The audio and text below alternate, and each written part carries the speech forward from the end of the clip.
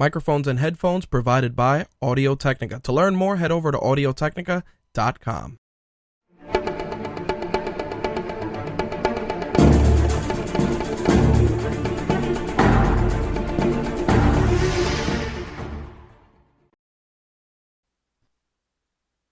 The views expressed on this episode of My Take Radio do not reflect the views, thoughts, or feelings of the My Take Radio staff, My Take Radio advertisers, or My Take Radio content partners.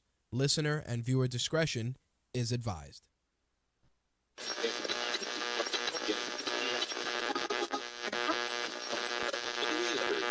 This coverage is live and uncensored, so if you have any small children present, you may want to have them leave the room.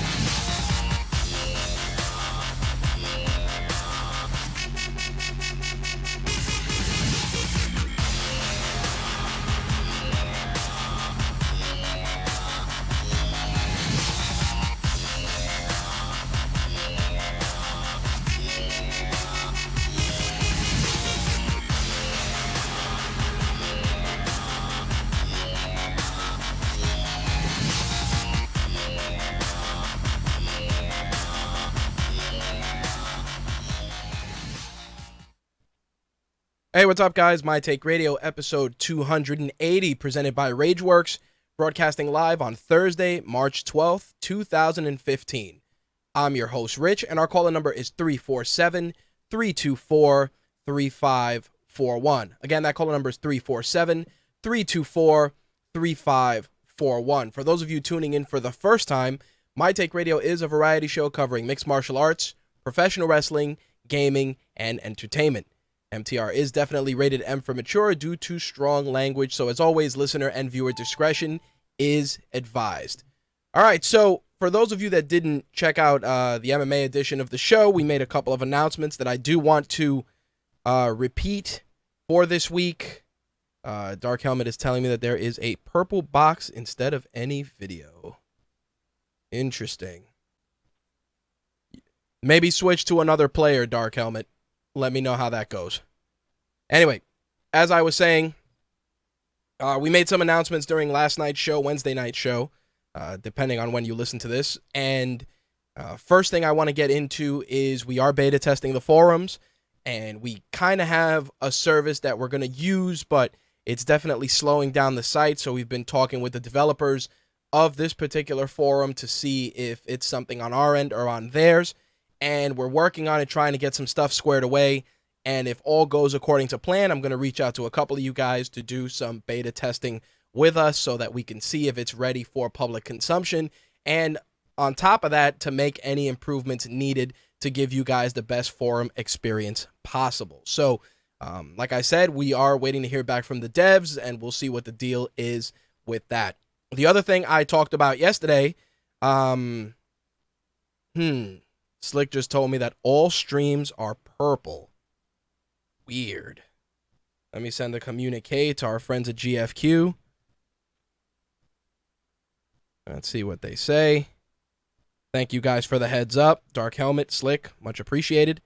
Anyway, as I was saying, we did want to revisit the whole Patreon situation. We discussed that yesterday, and of course we're going to share that with you guys for those that don't follow MMA or pro wrestling, which doing the show twice a week, I'm starting to get more people reaching out and actually being grateful that we're doing the show twice a week. That allows them to tune in for the segments that work for them. Again, for me personally, I feel that doing it twice a week is great for our workflow. It's great for getting content out, and most importantly, which is why I'm mentioning this with regards to Patreon, a couple of you have reached out and asked what it would take to do My Take Radio 5 days a week. And, you know, there's a lot of moving parts involved. Obviously, work, scheduling, figuring out what topics to do, etc., etc., etc. They're all factors that are at play when it comes to getting live shows every week, 5 days a week. So with that said, I actually came across a podcast, and I don't promote podcasts too often, but for those of you that are fellow podcasters looking to jump into something, I definitely got to give a shout out to I Am the Real Brian and his Profit Cast show, because they actually break down monetization strategies and things you can do to obviously make your podcast generate revenue. So we do generate revenue with our advertisers and stuff, but we do have to take things to another level, and in order to do that, we want to put it in the hands of you guys, the listeners and the viewers. And as such, we are revisiting the whole Patreon campaign, which we had implemented initially with mixed results.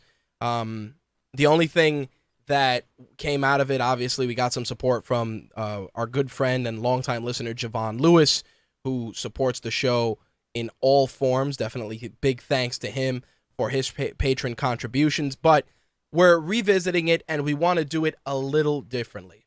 Meaning, usually we set up different tiers with Patreon, and those tiers were set up with $1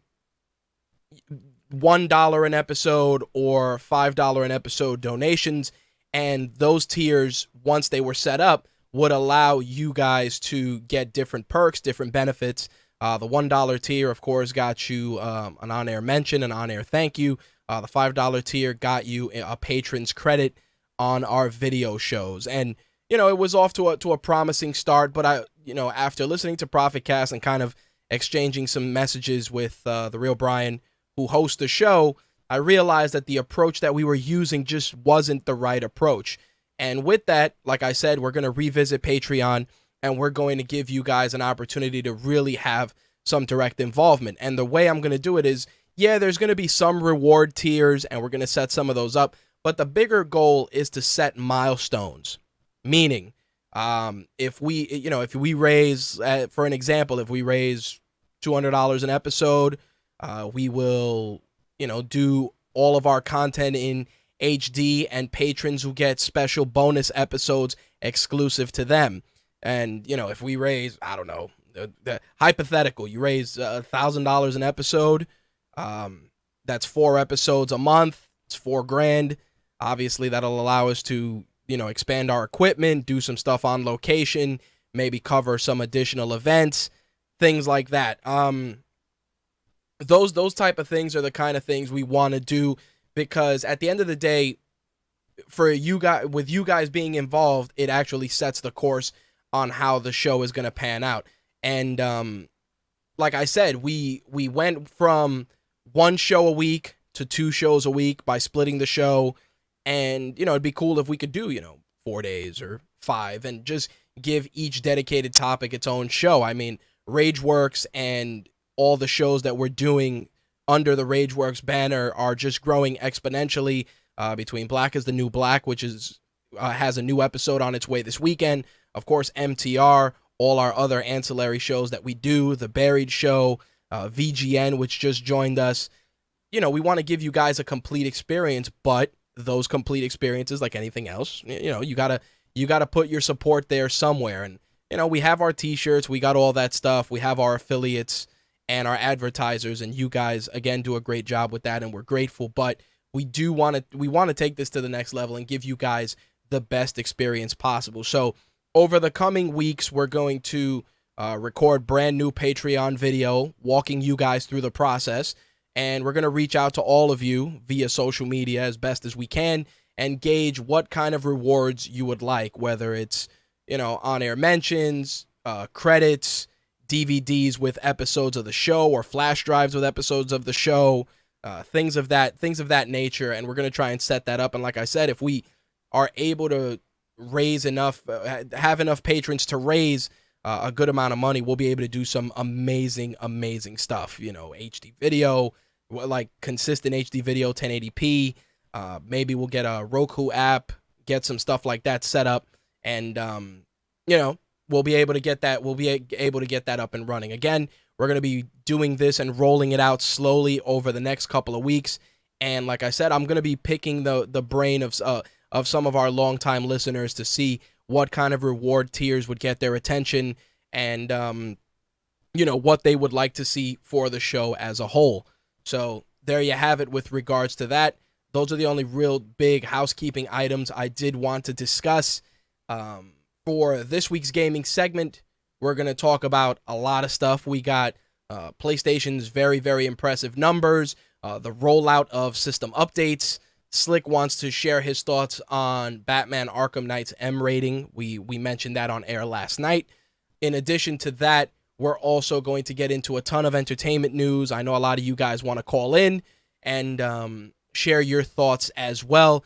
I've been getting communiques that there's issues with the video, but if there are, rest assured that we are still recording video on this end, and the video for that will always be available on our two YouTube channels, My Take Radio TV and Official Rageworks. But you can always listen live via the Mixlr feed on mtrlive.com as well, or you can call the call-in number 347-324-3541 and not press option 1, and you can listen to the show that way as well. But the chat room is open and our audio feed is running smoothly, so we're still going to be able to do what we got to do with regards to that. One thing I did want to discuss before I get into the gaming segment for this week is something with regards to the amiibos. And basically, I kind of jumped into the amiibo monetization, so to speak. And I'm going to let you guys know my results of that during the show, just so you guys know what the deal is. But it was an interesting experience for a couple of reasons. And like I said, we will get into that. Also, before I forget, we got some Suicide Squad news, which I want to get into on the entertainment side of things. Again, our caller number 347-324-3541 if you want to participate in tonight's show, or feel free to contribute in the chat. As always, I try to engage with you guys there. mtrlive.com is the URL for that. So let's get this ball rolling. Let's talk gaming, shall we?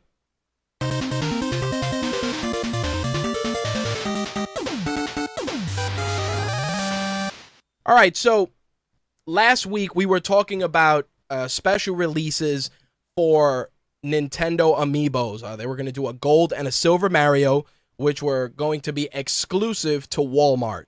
For all of you that were excited and looking forward to it, in the words of Bad News Barrett, I'm afraid I've got some bad news, because there have been a lot of different news sites reporting that those Amiibos will be delayed. Not only that, but the purchasing of them will be limited to one per customer on a first come, first served basis, which leads me to what I mentioned before the segment started, that that I went and I was shopping for a special edition Starscream in Toys R Us this past weekend, which was marked down, and after much buyer's remorse, I opted to not buy it.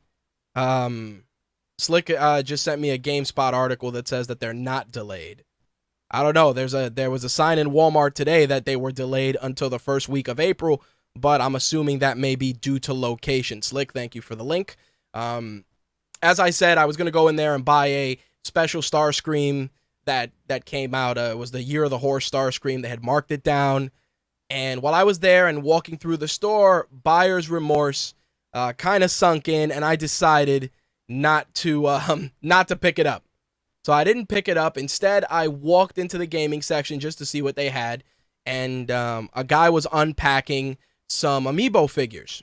And, I looked at some of the ones that were there, and as he was taking them out, I noticed that Mega Man was in there, and there was only one per case. Now, being a long-time action figure connoisseur, well-versed in, Marvel Legends, one per case, and countless other figures during the really, really aggressive action figure collecting days, I knew that one per case usually was a pretty good indicator that it was a rare or a chase figure. So, I started having a conversation with the guy in Toys R Us, and he was telling me, he's like, yeah, Mega Man is usually one out of every handful of cases. Sonic usually is one out of every 3, and then, a lot of people are going crazy for X and Y and Z. So what I ended up doing was I went on my phone and I pulled up just the eBay listings to see what these figures were ending for. So, Mega Man was ending between 50 and 60 bucks. Sonic was ending between 30 and 50. Toon Link was up there, and so was Sheik from Legend of Zelda, from Link. From the Legend of Zelda series. So I opted to buy all 4 figures, and I put them on eBay. So as luck would have it, I wasn't going to be greedy. I mean, I saw people selling them for 75 bucks. I saw all 4 in a bundle went for 150. So I kept it modest at about 50 bucks a figure. And after relisting them, I usually list for 3 days. So after relisting them a second time, they all sold 50 bucks a pop. So I took what was basically a $48 investment, and essentially minus shipping and packaging costs, I doubled my money with that. Again, results may vary for everyone, and I'm sure that many of you frown upon that, and I hate to say it, and it's going to come crass. I don't really give a fuck, primarily because, like anything else, everything is about supply and demand, and if you can make your money, make it. If people are going to pay it, so do it. It's like anything else and any other free market. But the thing that got me was that when I relisted, I believe it was Sheik, I had actually added the option to accept offers, and there were people that were offering more than what I had the figure listed for. But those people were international bidders outside of the U.S. that were just trying to collect the figures. It was just a very, very interesting subculture, so to speak, of collectors that were reaching out for some of these figures. Now, these gold and silver variants obviously fall into that Nintendo cash grab, much like the limited, the limited runs of certain figures, the Wii Fit Trainer and certain other ones that were released in limited supply. Like I said earlier on, as someone versed in action figure collecting, especially during the old Marvel Legends era, it's one of those things where you got to jump in when the fire's hot. I remember at one point there was an unmasked Wolverine variant that went usually for at least $500 or $600.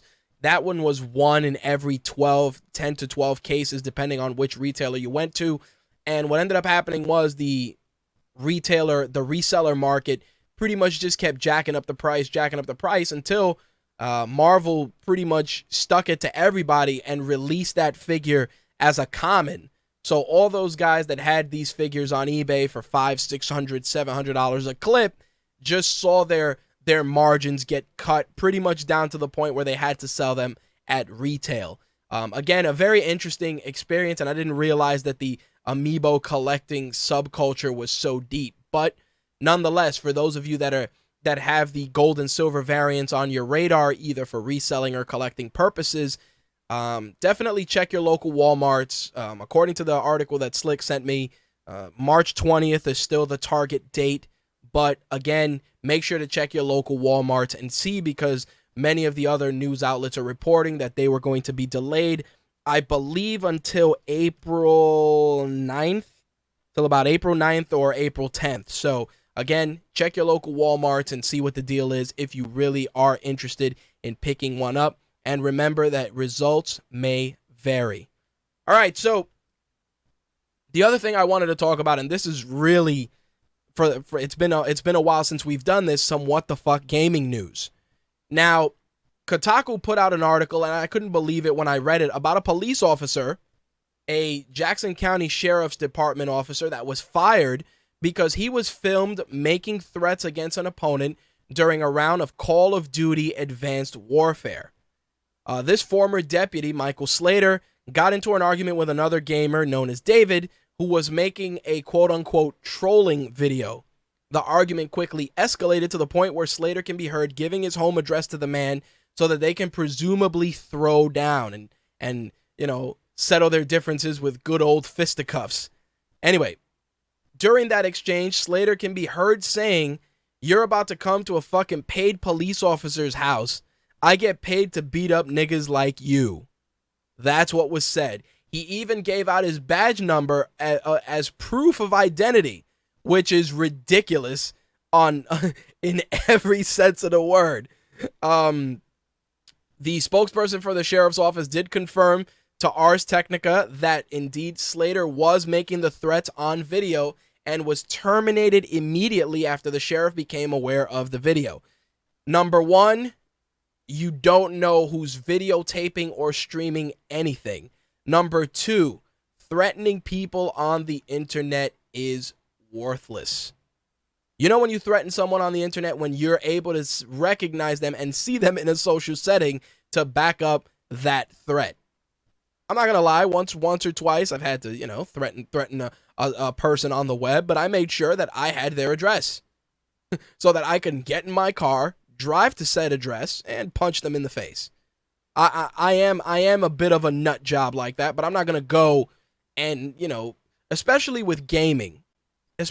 Gaming tests your patience, and I've played my fair share of games where you get the occasional message where, fuck you, you're a spammer, whatever the case is, and you pretty much go about your business. It's almost par for the course. Occasionally, your patience and your pride sometimes get in the way, and you got to do shit like that. But for a guy who's in a position of law enforcement to do something like that and give out his badge number is just ridiculous.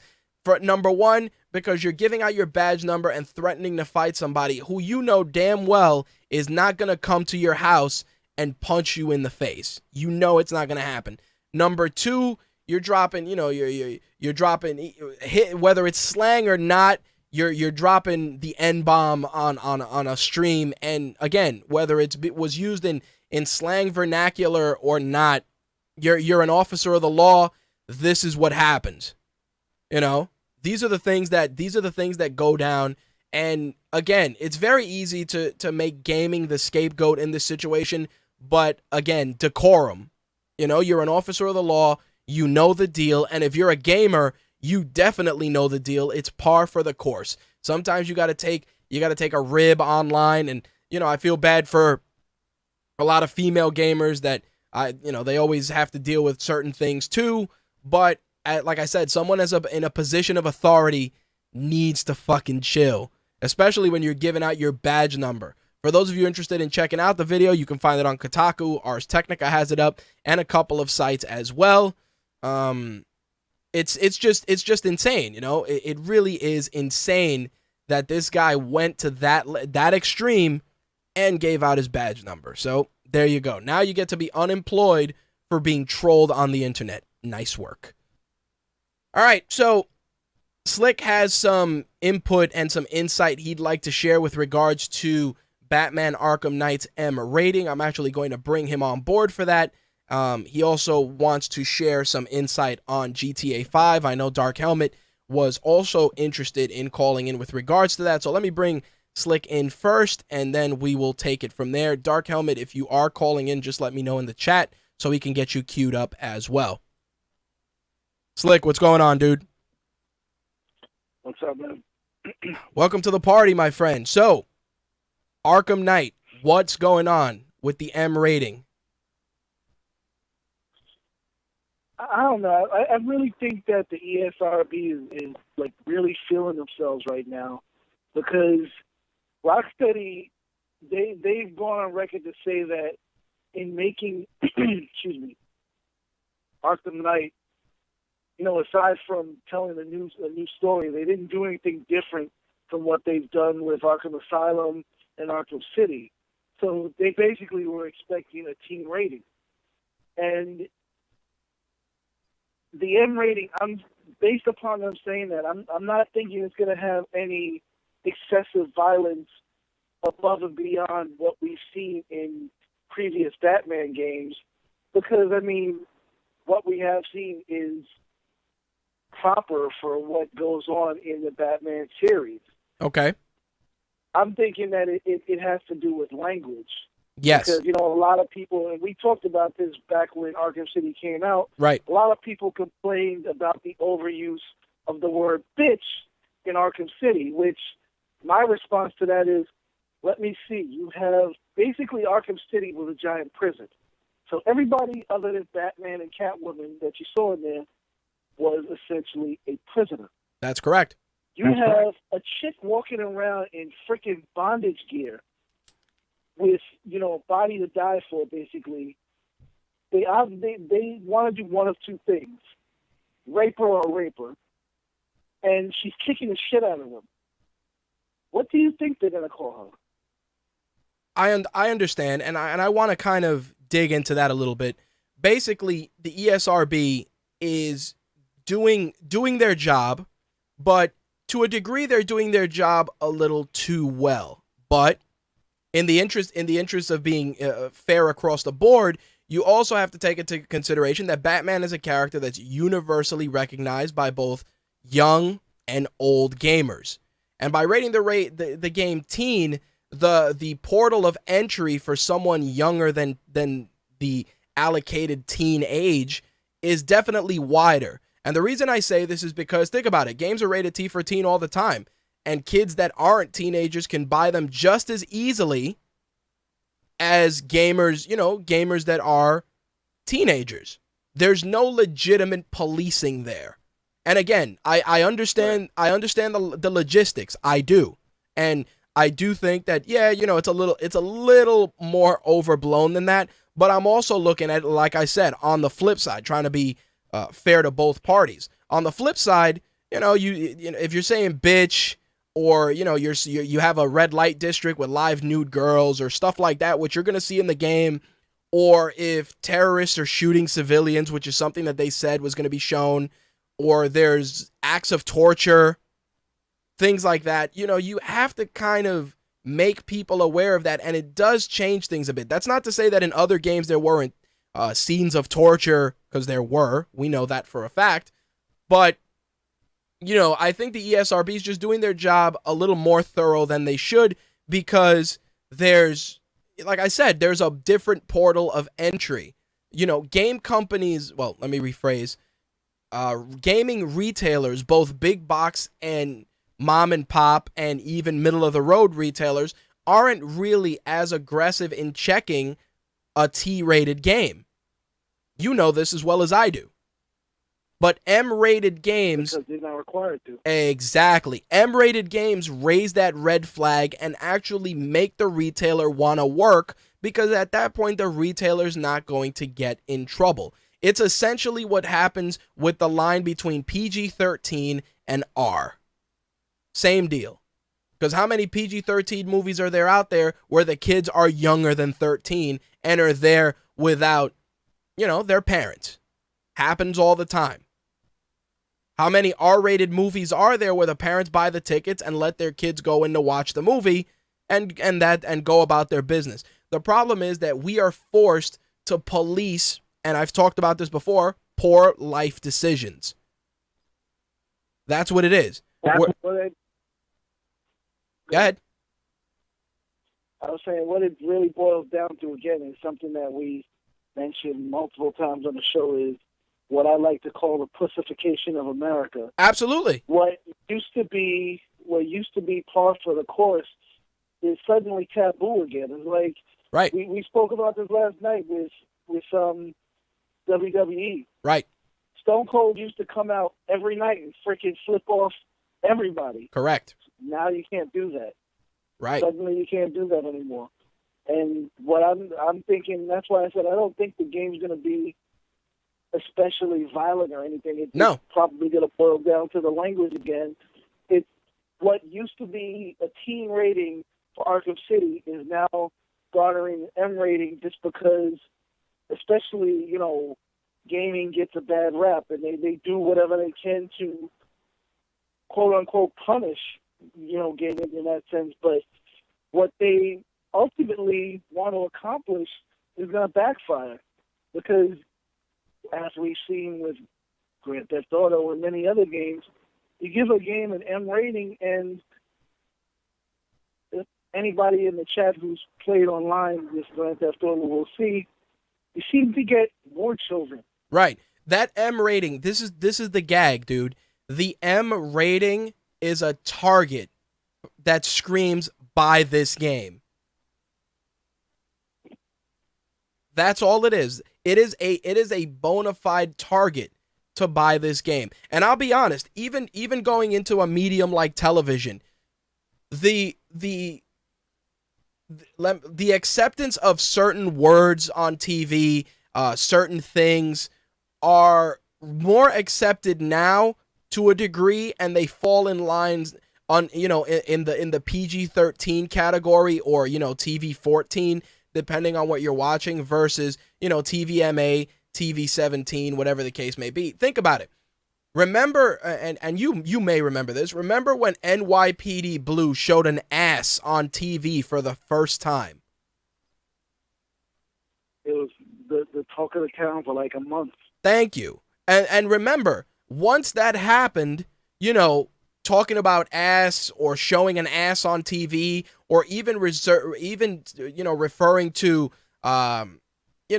body parts and things like that, started becoming more commonplace. I mean, you watch an episode of Law and Order, Special Victims Unit, or whatever the case may be, or something like that. There's more of that going on. It's all about pushing that envelope. With gaming, it's a little different, because one game they may say shit one time and it may get a T, but if shit is said 4 times, it may get, an MA.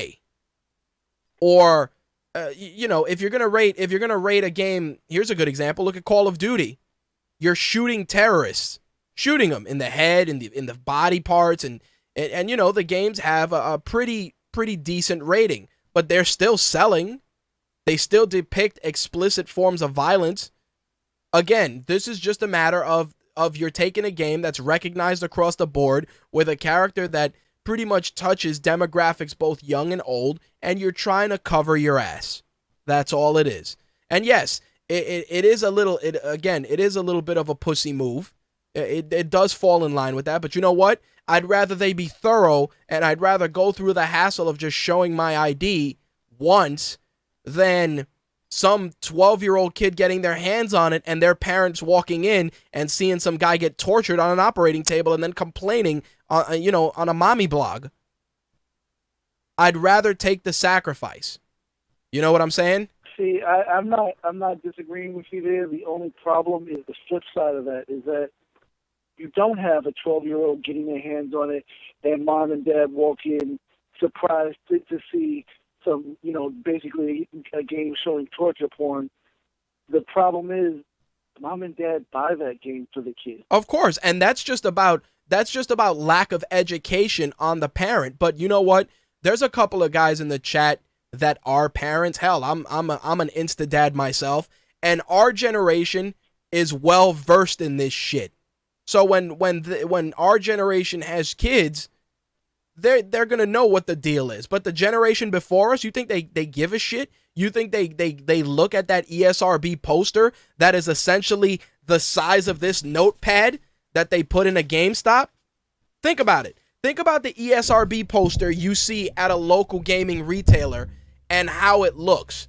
It's not prevalent. It's not really big. Hell, even when you go to the movies, you have to look, and it's usually under the marquee, and it's small, to get a full understanding of what the rating system is. The rating system is not put out there front and center for parents. It's not something that they're forced to recognize. The only time that they're going to recognize it is when they get to the register and they get asked, hey, is this game for you? Oh, yeah, I'm buying it for my son. All right. And you let them know. And I've seen a couple of retailers, I'm not going to lie, I've seen a couple of retailers and even a couple of GameStops, as much as I give them shit, where the parent is buying the game and a good employee will say, hey, this game might be a little rough for, your son or daughter, with the person there. And the parent will be like, why? Well, X, Y, and Z. And they still go through with the purchase anyway. And at that point, dude, you just got to throw your hands up and say, well, I warned them. Yeah. And in that case, the retailers are doing it. I'm not blaming the retailers. No. I got you. Like you said, it's like Call of Duty made $1 billion. Yep. To make $1 billion, a bunch of those people are underage. And you know it. It really boils down to what I always come back to saying, is that reading is fundamental, and people in general don't fucking read. Right. I mean, I can't go into details, obviously, because I can't talk about my daytime job here, but it's like I get calls all the time where people say, why did this happen? Right. And I'm like, do you have your bill with you? Yep. It's right there. Well, I'm gonna give an example. When I started in college, we had to take an intro to communications course, and it was just an introduction to college and the college life, etc. And the professor said, I'm going to give you guys a test. And he said, read the test all the way through. And we all took the test. He walked around the room, and like 3 people didn't fail it. I failed it immediately. And he goes, you want to know why all of you guys failed? And he goes, let's read through them together. Question 1, what is today's date? Write the date. Question 2, what's your name? Question 3, what time is it? Question 4, make sure you stop at question 3. That was question 4. Question 4 was, did you stop at question 3? And that's what happened. And all of us, we did the entire test, and we're all feeling ourselves. And everybody's like, yeah, you know, this was an easy test. He goes, really? And we read through it, and everybody failed because we just went through the motions instead of stopping to absorb the information. This is the same thing with the rating system. It's the same thing. And like I said, even the rating system is selective. I mean, there's movies that get rated R that were originally going to get an NC-17 rating, but they end up cutting one nude scene out to get that rating. Sometimes it takes one nude scene that shows, you know, too much boob or too much lower genitalia, and they got to cut it out or edit it a certain way, and then before you know it, boom, R rating. It is subjective. They may do another Batman game 2 years from now that may be rated T again.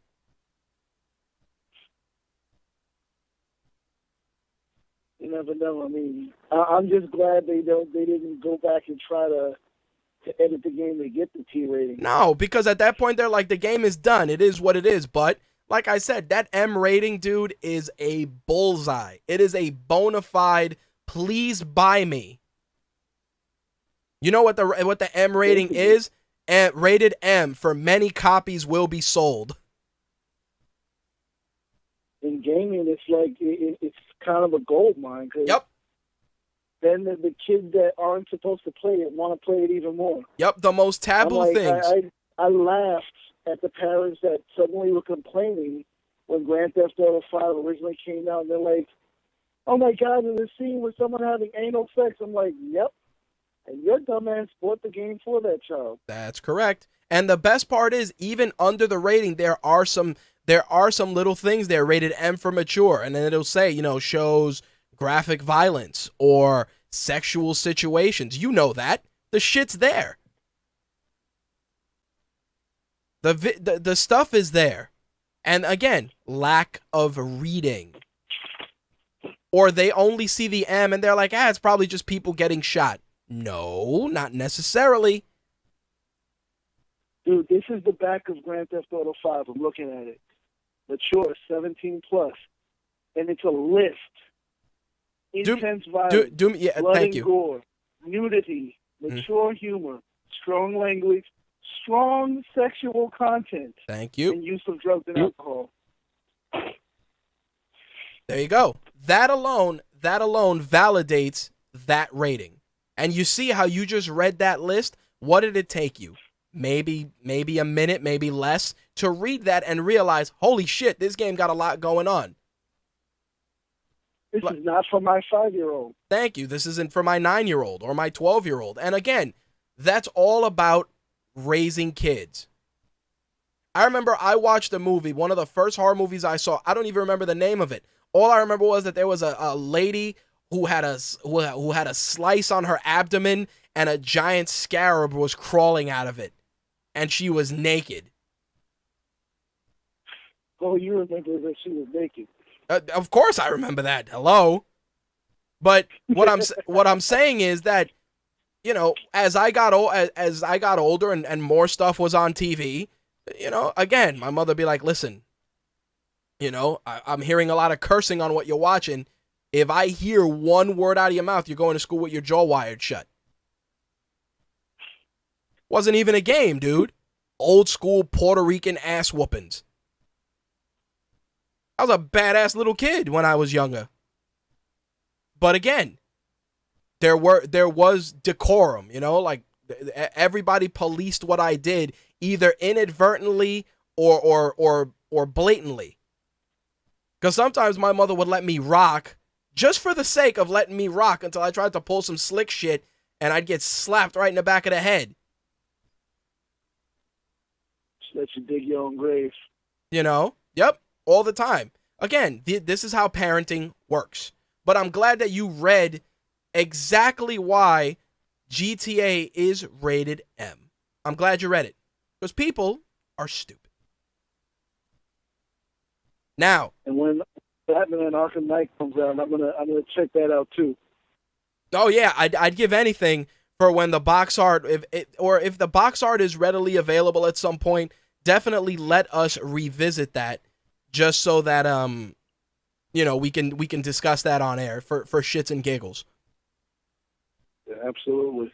Your other issue, which I know Dark Helmet wanted to get involved in, I think he left the chat, but I'm sure he'll be back momentarily, was GTA. We all know GTA's online mode is loved and hated by many. So what is the latest in the world of GTA Online that is grinding your gears? Well, the running joke of Grand Theft Auto 5 since its release was online heists are coming. Right. As of this Tuesday, online heists are finally here. Right. It finally came out. Now the only joke left is Grand Theft Auto 5 is coming out for PC at some point. At some point. The problem is that online heists are here and everybody wants to play it, and people are having trouble playing it because, once again, the servers aren't handling the load. Right. It's like Blob is saying, the disconnection rate. Here's the thing, dude. GTA has been out how long now? Roughly? Close to a year and a half. Okay. So in a year and a half, they're still improving the game. And think about this. In a year and a half, there's still that many people playing it. The only problem is that they probably assume, some of the fandom is going to taper off. So we're going to release this update and it'll be okay because the scales will be balanced. And the answer to that is bullshit. Well, like I've always said, except for, like, let's say the people for PlayStation 4, Xbox One, and at some point PC players, people can't complain but so much about the problems with the system, because with all of those updates that have come out over that year and roughly 6 months now, Right. aside from when they bought the initial disc for the PlayStation 3 and the Xbox 360, they have spent a grand total of $0. Right. And all of this content has been free. Well, that's the other thing too. It's like, when it's paid, we have a right to complain. When it's free, yes, we can complain. And again, we can complain about everything and anything. But when things are free, you have to take the good with the bad. It's like a good example. YouTube. YouTube is a service that will gladly let us upload every video we feel like uploading, including videos of cats dancing and people nearly getting eaten by fish and people fighting in a supermarket. Every video possible makes its way up there. But the minute you decide, hey, I'm going to use 3 minutes of a song, and YouTube pulls your video and they cite copyright, and you go, yeah, but it's not like I'm making money off of it. Again, you are using someone's service. They have rules, whatever those rules may be. Just because the shit is free doesn't mean that there aren't rules for that. There are absolutely a ton of rules. And that's what happens. Even if you're paying for it. Even if you're paying for it. You couldn't complain, because usually when you got to pay for something, there's that little thing called terms of service that you agree to, but no one ever reads. Yep. And when you click that, it doesn't matter if you read it or not. You agreed to it. And with GTA, you're getting all these updates, and people are exploiting them, which you've gone to great lengths to educate our listeners on. And you know, people are going to exploit the system, but like anything else, yes, the online may or may not work, but Rockstar already won because they got your money. There you go. Even if the shit works, even if it's like Sex Panther from Anchorman, where it works 50% of the time all the time. The same thing. It's like, you got an online heist in, be glad you got that. Because you didn't have to. Exactly. They could have just said, you know what?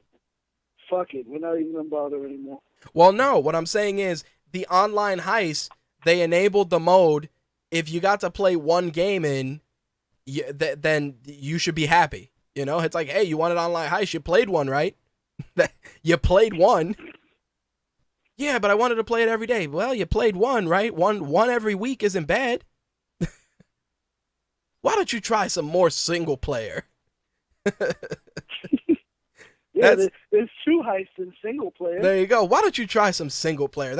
I would make that the note, like, or hey, servers are down. Why don't you try going outside for a walk? Wow. But you know, and Dark Helmet writes, that's how you lose repeat customers, though. And I'm gonna tell you right now that is bullshit. It's complete bullshit. That's how you lose customers. Yeah, right. Oh yeah, lots of customers are being lost. Lots of them. I'm sure Rockstar is losing their mind right now. Oh my God! That's what's going on at Rockstar.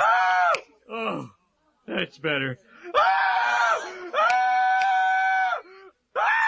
That's what's happening. Because, you know, you I'm going to give you the perfect example. Rockstar puts up that sign that says, the servers are down. Why don't you go outside and have a walk and take a walk? That's it. Dark Helmet says, fuck these guys. I'm never playing Grand Theft Auto again. Grand Theft Auto 6 comes out. Guess who's online at GameStop? Dark Helmet.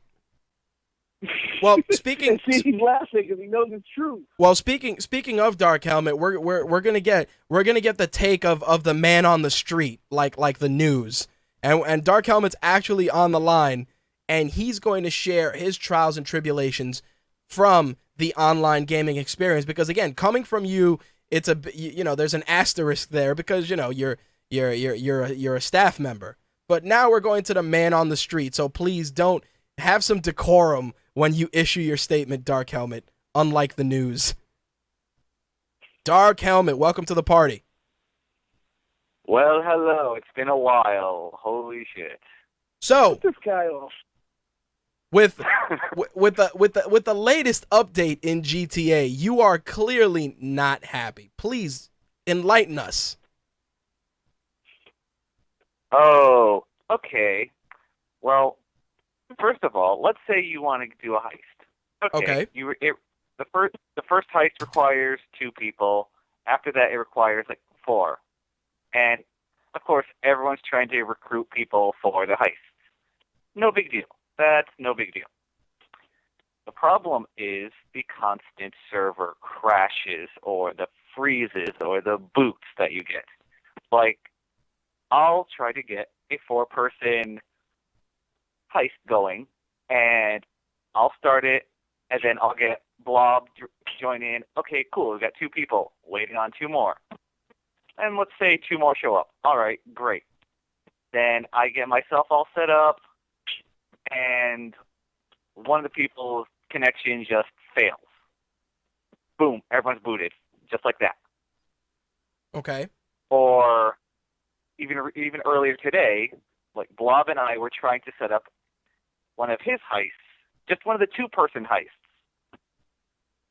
And I could not connect to his at all for like easily 2 hours. It was, okay, load in, and I can't connect to you. Sign out of PSN, sign back in, see if that works. Can't connect. Can't connect.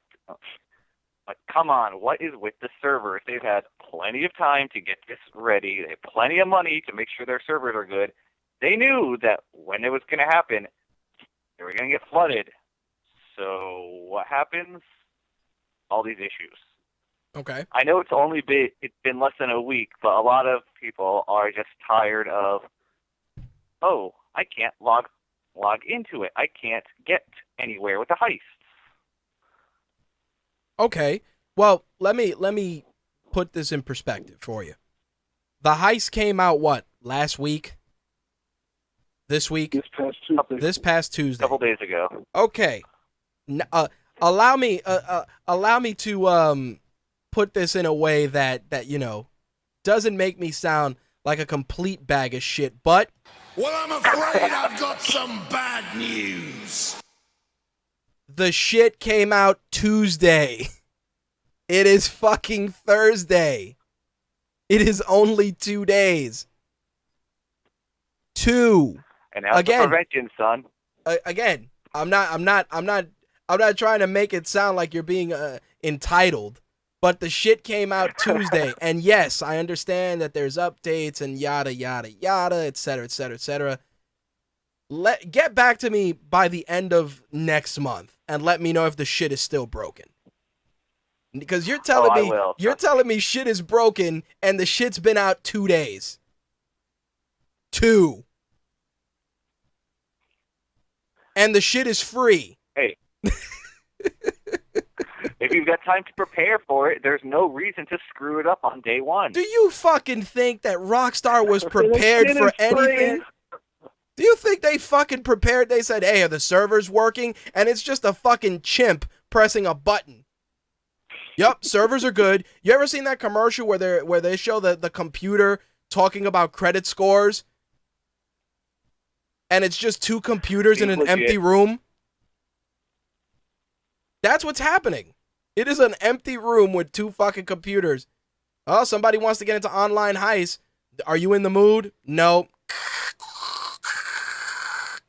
Server connection failed. Go the fuck outside. Sounds about right. And again. Here's a situation where you can really bitch and piss and moan. Drive Club. Oh, yeah, well, Drive Club. That costs $59.99. A game that you cannot play if you cannot connect to the internet. Yep, that game is a paperweight. If the servers don't work then, you paid $60 fucking dollars. For a coaster. You got a right to bitch. Yep. Sounds like Destiny. Well, there you go. Yeah, but see, with Destiny charges for the extra content. Right. Like with Destiny, the argument is there that, yeah, you pay for all that extra content. But you know what the problem is with Destiny?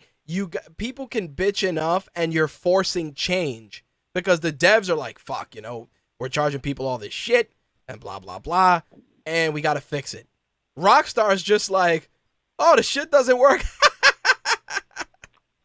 That's what they're doing. They're like, oh, $60 later. Oh, you mad? That's okay. You'll forget about it in 3 years when GTA 6 comes out. I hate to say it, bro, but I'm right. You want to know what's really true about that? Shoot. Grand Theft Auto 4. Because Grand Theft Auto 4 had an online mode, too. Yep. It was pretty fucking terrible. Yep. It was nowhere near as fun as the one in Grand Theft Auto 5. You hear Dark Helmet, he's like, it did? Yes, it did. I never played it, so I don't know. It still has, I don't know if the server is still, but it still has an online mode. And by comparison to the one in 5, it sucked. Yep. But guess what? How much money did Grand Theft Auto 5 make before the PS4 and Xbox One release? Exactly.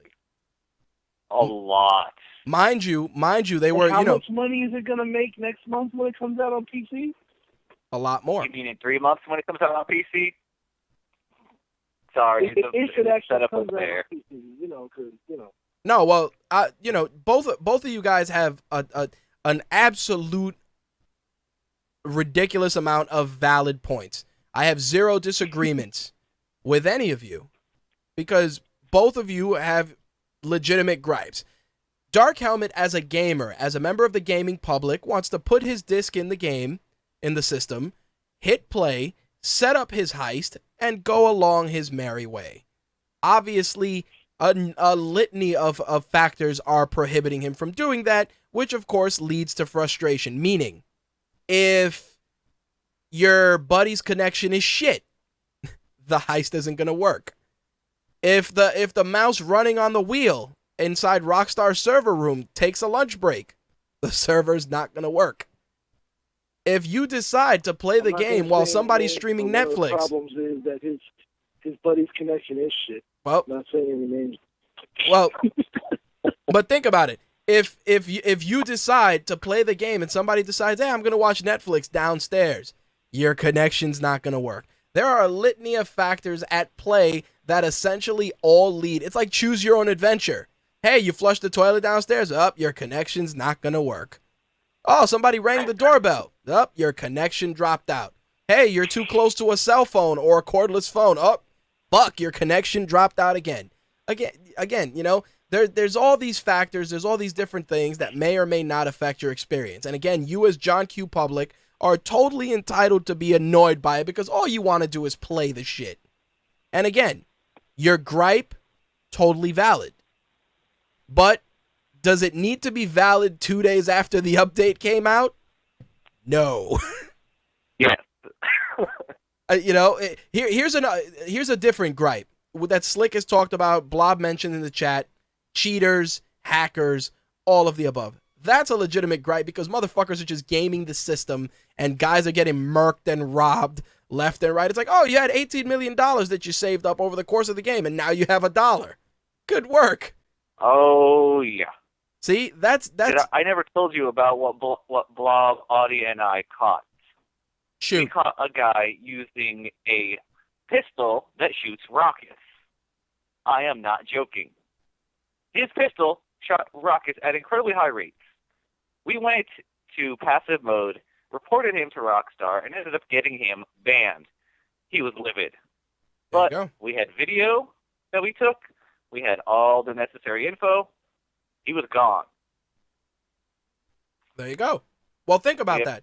There were people who just activate their cheats where 1 minute you'll be just walking along, and then all of a sudden you explode. You're like, why did I just die? I didn't even do anything. I was in passive mode.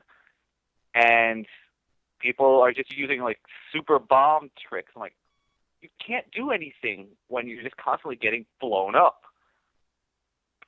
Sounds like you can't do a lot of things when you're getting blown, but that's a separate issue. But again, totally understandable, dude. Again, valid gripe. Your online heist gripe, while warranted, needs a little bit more time to simmer on the stove. That's all. But you're again not taking the wind out of your sails, not being, you know, bad news brown man, even though I love to be that.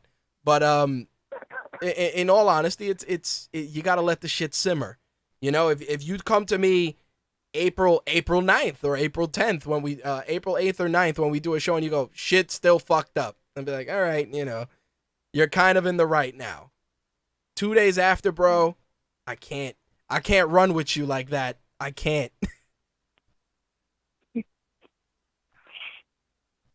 But aside from that, aside from the online heist scenario or the online heist situations, you're enjoying the game overall, yes? Yes. So, Rockstar wins. Right? We got it documented. Yes, you like the game. You paid the $60. That's it. Everything else at that point is a perk. Slick, you enjoyed the game, didn't you? Yes, sir. I beat the shit out of the game. There you go. You got your $60 worth at this point? Yes, sir. There you go. Rockstar wins again. That's just the way the shit works. Again, I'm not saying this, and I don't want people that are listening to the show thinking that I'm doing this because I want to, you know, take the wind out of a guy like Dark Helmet's, take the wind out of his sails, because that's not my intention. But As always, I try to appreciate things from both sides. Just as much as I can be the angry gamer on one side, I gotta also look at the side of business from the other. And again, the shit's made $1 billion. You going on Reddit or Twitter or whatever, the online heists don't work. They're gonna be like, motherfucker, it's been 2 days. That's all. Give it a couple of weeks. And again, if it's warranted, have at it, man. I will fucking tell you to call in personally to share that story. 100%. Will do. Anything else you want to add, my friend? That's it for now, but Slick, you need to get on PS3 so if we can get these heists going, you can experience it too. Unless you get a new console. Ouch. Damn, no love. Dark Helmet, as always, I appreciate the support, and I thank you for calling in. All right, man, take it easy. All right, brother. See ya. There you go, ladies and gents. Our very own longtime listener, Dark Helmet. Slick, while I have you here, I just want to go through the other gaming news of the week. Microsoft is releasing a brand new update for Xbox One, which is going to add a whole bunch of features that should have been in there in the first place, but everyone is still excited about, including the ability to take screenshots. Hooray. Wait. Yeah. Hold on. Yep. Uh-huh. And I'm asking this to Danny because I know she has an Xbox One. Yeah, well, you too. Yes. The Xbox One can't take screenshots? Dude, I never fucking took any. Fuck if I know. I'm being dead ass. It's like, all right, here's a screenshot of me shooting someone in the face. Like a fucking phone can take a screenshot. Yeah, but you know what it is, dude? I'm not talking about of a TV of itself. No, I understand the that. Xbox One can't? It couldn't, but you know what it is? For me personally, and I'm citing personal experience, I gave 2 shits less about it. But clearly, many other people begged to differ. In any event, they are giving gamers the ability to take screenshots. You're going to do it using the Xbox button. In addition to that, they're also adding a suggested friends list, because if you don't really want to become friends with somebody, let's just suggest them to you. But sure. Party chat also got 2 new icons letting users know if the party members are using the Kinect as a mic or if they're using a mic plugged into a controller. Of course, they also, in the last system update, you got the ability to set your own backgrounds, and they're also, with this update, they're allowing you to set the level of transparency for background images. In addition to that, Microsoft, of course, is going to give you more control over your privacy by allowing them to turn off the setting that allows anonymous data collection. Thoughts? I'm thinking in my head too. This is part of why I don't own an Xbox One right now. And I mean, the main thing is just there are no games that I want. But it's like they originally sold the console as this fantastic entertainment system, and I'm not down it. It is a fantastic entertainment system. Yes, sir. But when I hear Xbox, I don't care about fucking football and watching cable and shit. When I hear Xbox, I want to play some games. Right. And as far as my personal preference, right now it doesn't do that, and that's why I don't own one. Okay, but I'll look at it from this perspective. And again, this is just me. When it boils down to just playing games, do we need screenshots? Do we need the ability to stream? Do we need party chat? You know what I mean? Like, not to say that you're anywhere near remotely wrong. But again, it's like anything else. There's a lot of shit that we have to deal with in life that we don't need. I don't need a phone that'll show me cat videos. I need a phone that can dial for the fucking cops. And can get a call. Do I need a phone with a 13 megapixel camera that can show me the veins in a butterfly's wings? No. Don't need it. I got it, but I don't need it. Do I need a console that I can talk to and have a conversation with? No. I don't need that shit either. I just need the shit to play games. Now, of course, cases can be made that each console has their detractors and their pros and cons, but every update that comes out, and I'll give you an example. Sony got a new update that's coming out, and they're finally going to unleash their long-promised suspend and resume feature. Plus, they're going to allow for 60 frames per second support on remote play and share play.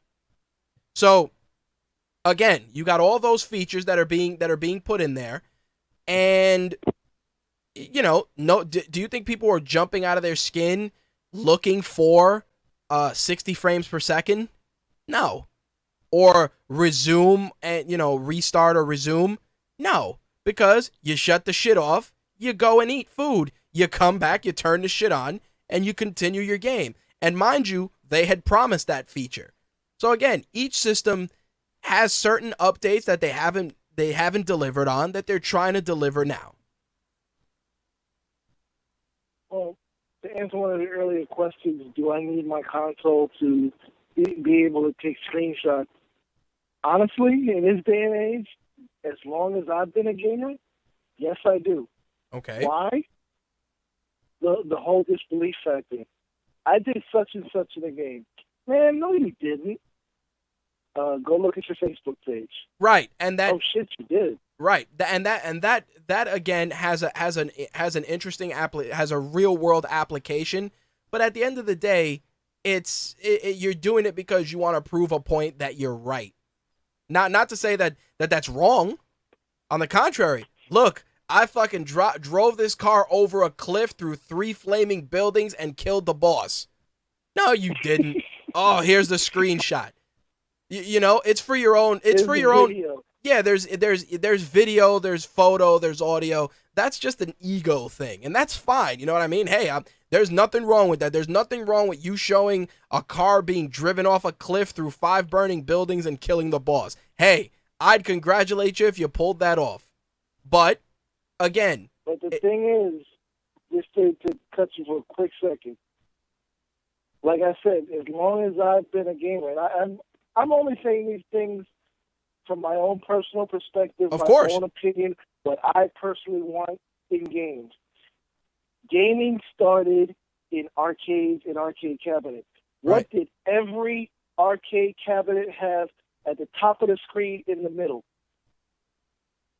What did it have? At the top of the screen in the middle. The title? I don't know. A high score, dude. Oh, well, yeah, but Since the beginning, since its inception, gaming has been about bragging rights. oh yeah, that it's been about bragging rights to most. Cause dude, me personally, I just play the shit. But that again, personal preference. Like you, Dude, you are remember do you remember Strider? Yes, of course. Not the member, the arcade game. Right.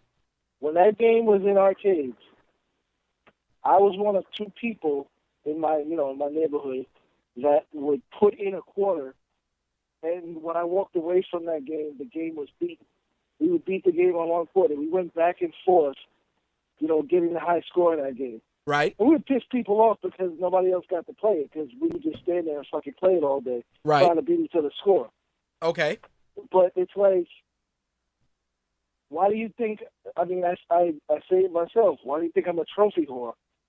It's about bragging rights. Oh yeah, but that's what I was gonna say. You have a healthy amount of platinum trophies, and that just shows your dedication to completing the game. Plus your inner desire to say, yo, peep this platinum trophy, and that's great.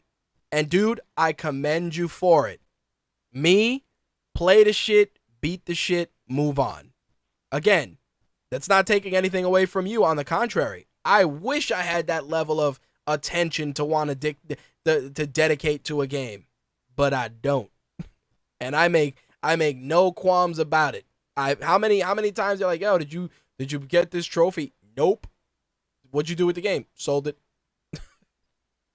That's that. I beat the game. As I saw credits and an ending. Unless there was a special ending I wanted to get, or some extra shit, beat it, send it on its merry way.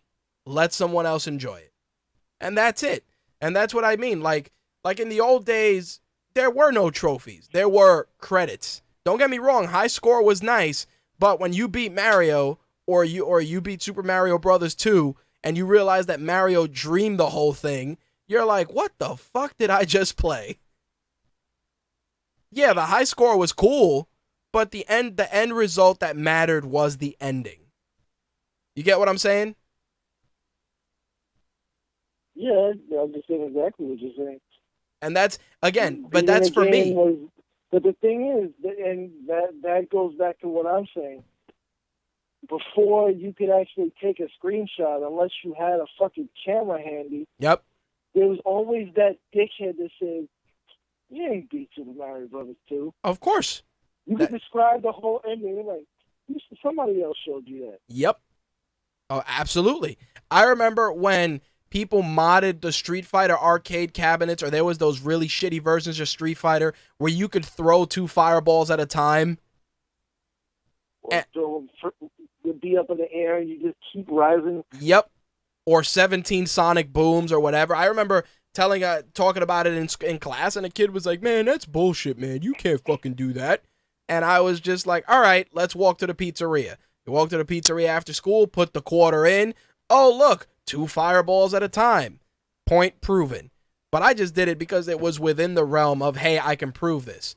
But again, totally understand, dude. But again, this is just the evolution of the culture. We are a sharing culture. You're talking to a motherfucker that takes pictures of his food. You know, we are a sharing culture. That's what we are. And these capabilities are added because we are a sharing culture. 20 years ago, if you sat at your dinner table and took a picture of your food, people would say you're out of your fucking mind. Unless you're, a doctor or a dietitian or, somebody who needs to know what they're eating, you were considered a whack job. Or if you were one of those... Part of that was because unless you were a food photographer, you were taking that picture with a fucking 35mm camera. Right. And even if you were doing with a digital camera, it wasn't that damn small and it didn't belong to the dinner table. Right. I'm actually not saying that cell phones do belong at the dinner table, but they can be put away a lot more easily. Oh, yeah, of course. But I'm only saying that because, again, we are a sharing culture. I'll give you an example. I hate to be photographed. Hate it. Dude, I loathe. We have to force you.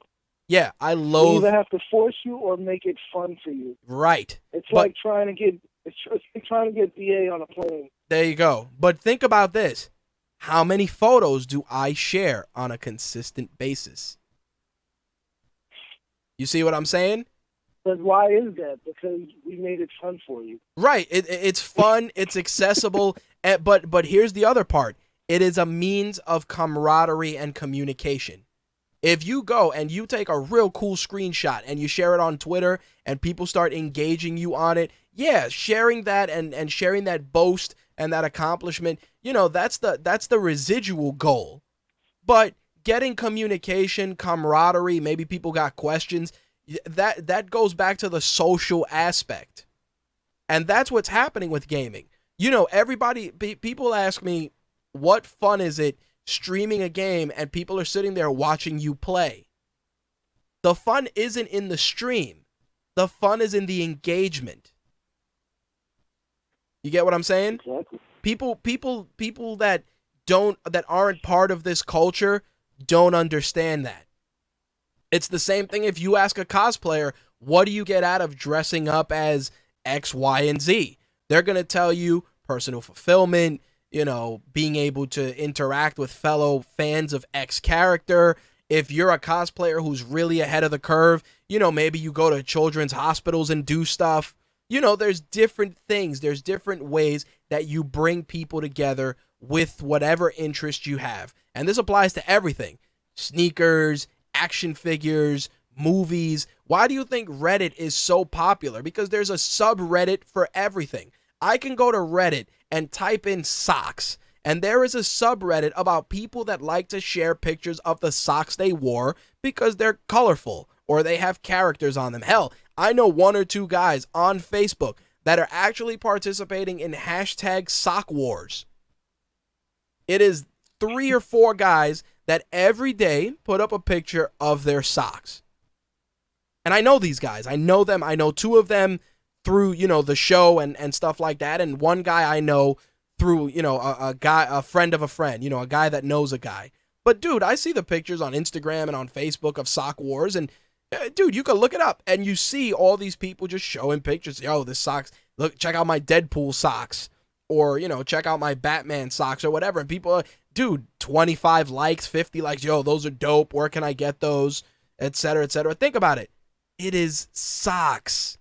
You put them on your feet and they go in shoes, and no one in essence should see them unless you're wearing, pants with a short break or high waters or shorts. You get what I'm saying?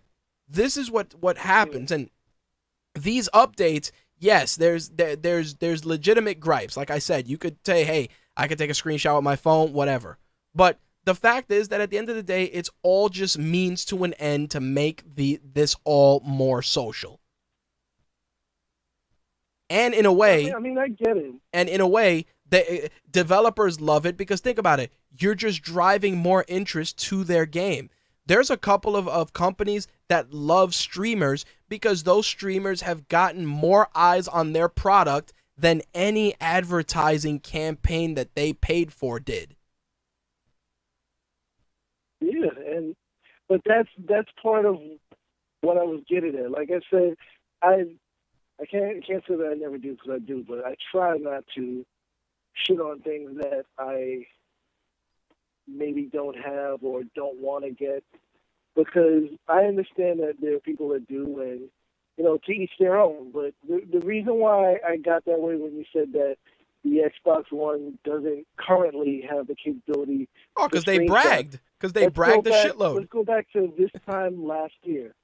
Around March last year, right? Infamous Second Son came out. Yep. It wasn't available right when the game came out, but shortly after, they implemented a photo mode in the game. Right. And people could, because the share button obviously was already there, because it was there from when Jump. The system came out.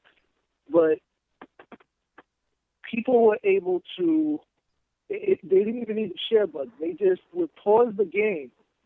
Whatever was happening right there, they could manipulate that one screen right in umpteen numbers of ways with just this update that they put on the game. Right. And this has nothing really even to do with PlayStation, even though this is a PlayStation exclusive, obviously. But this had to do with Sucker Punch putting that feature in the game.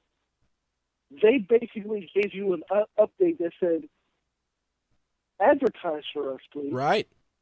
No, and you're right, dude. Listen, I'm not putting it out there in the sense that I'm challenging you on your viewpoint. On the contrary, I'm bringing this out and I'm creating the dialogue because there's many people. Again, it's all about being social. There's probably other people that feel just like you do, and they're like, yo, what the fuck, Microsoft puts out the system, they talk all this shit, and the most rudimentary feature took fucking 2 years to be added. You know what I mean? And it's true. If you look at it from that perspective, it is 100% true that you're like, listen, this company talks all this shit. They're leaders. They're innovators. They're ahead of the curve. And the most fundamental feature took 2 years to execute. Of course, dude, you could say that. And that's what I do a lot of this stuff for those that just aren't familiar, because I want to broach the deeper side. It's easy for any of us to turn on, pick up a phone or turn on a microphone and go, this sucks. But we try to get into why we think it sucks. And it's true. In regards to that, it's true. It's like, yo, it took y'all 2 years to figure that shit out. You guys are known for computer shit. Sony isn't, They sure as hell aren't. But again, that's the logistics. Again, I'm trying to look at, you look at it from an everyman perspective. Do you know how many people I know that have iPhones and they go, how do people take those screenshots of their home screen? And I gotta be like, home and power? Really? That's it? No app? No. You know? And I have to realize not everybody's looking for shit like that, but then one day, hey, I need that. How do I get it to work? And you know what I do when that happens? What happened? There's this thing called Google. No, there is, but you know what happened? But you got to remember, sometimes this is conversation. Like, some people look at at me, and I use the Note 4, and they're like, how did you do that so fast? And I'll just be like, I pulled out the pen and I drew on it and I shared it. Oh.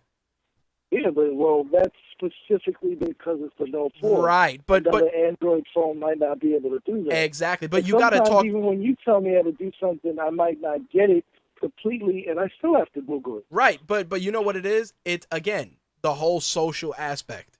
You see what I'm saying?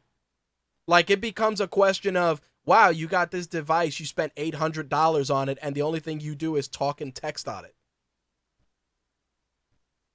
At that point, just buy a flip phone. You get what I mean?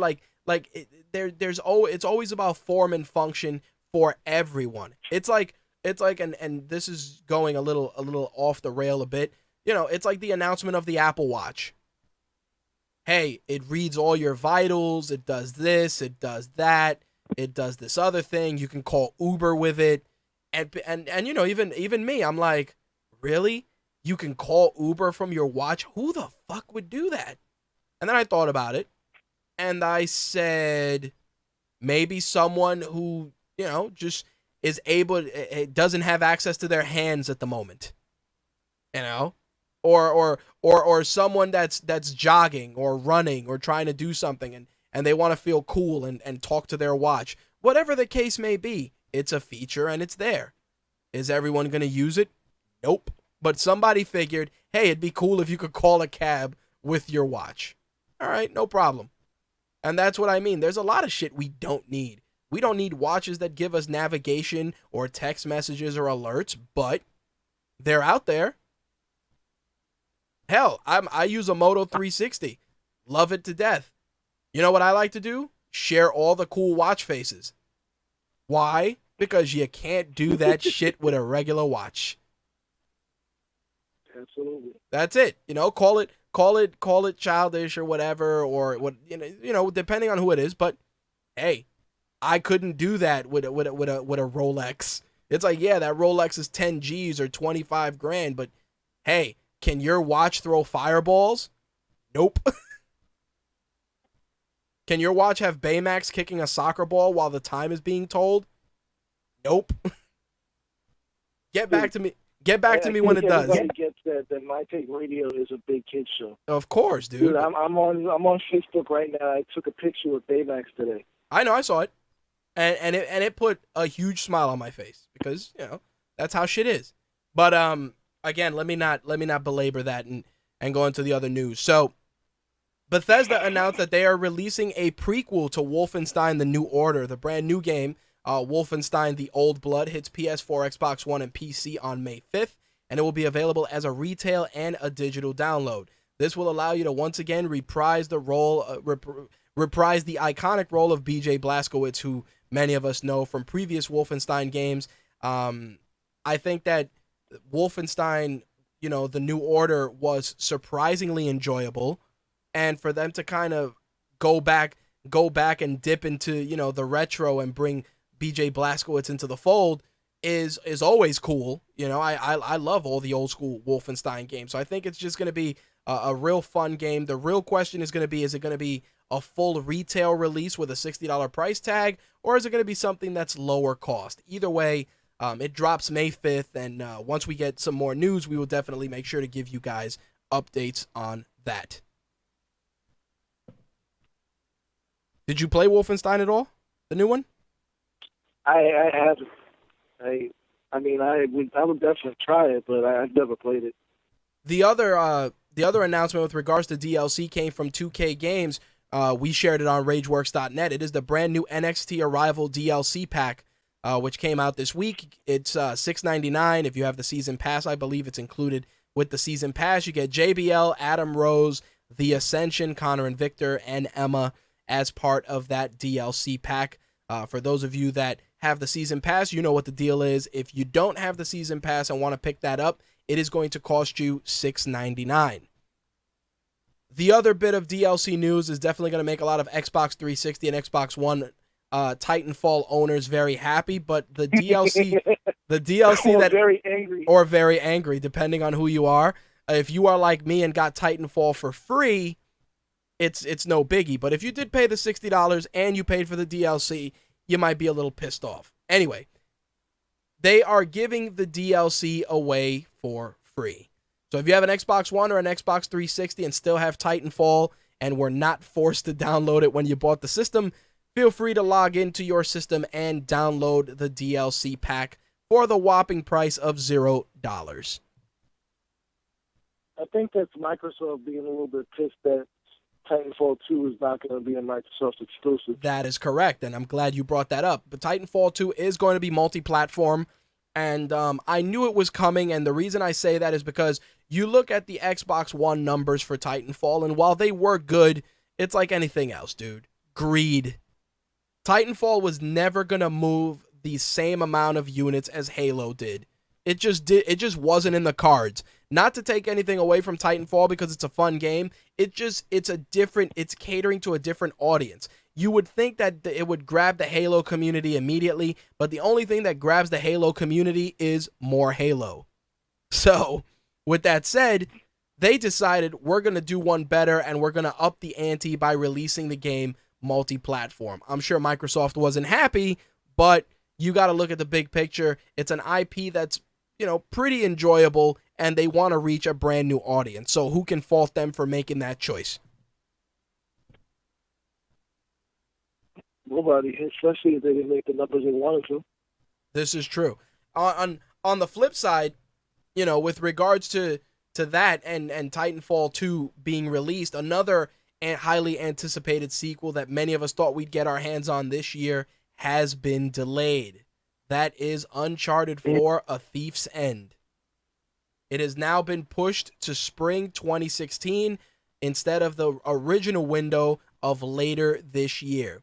Personally, I have no problem with this because when you're doing a game of that magnitude, which I am sure is going to push the PS4 to areas that the system hasn't been pushed before, I'd rather they take their time and do it right than put out a game that is half-assed. Yes, we don't need a repeat of Second Son.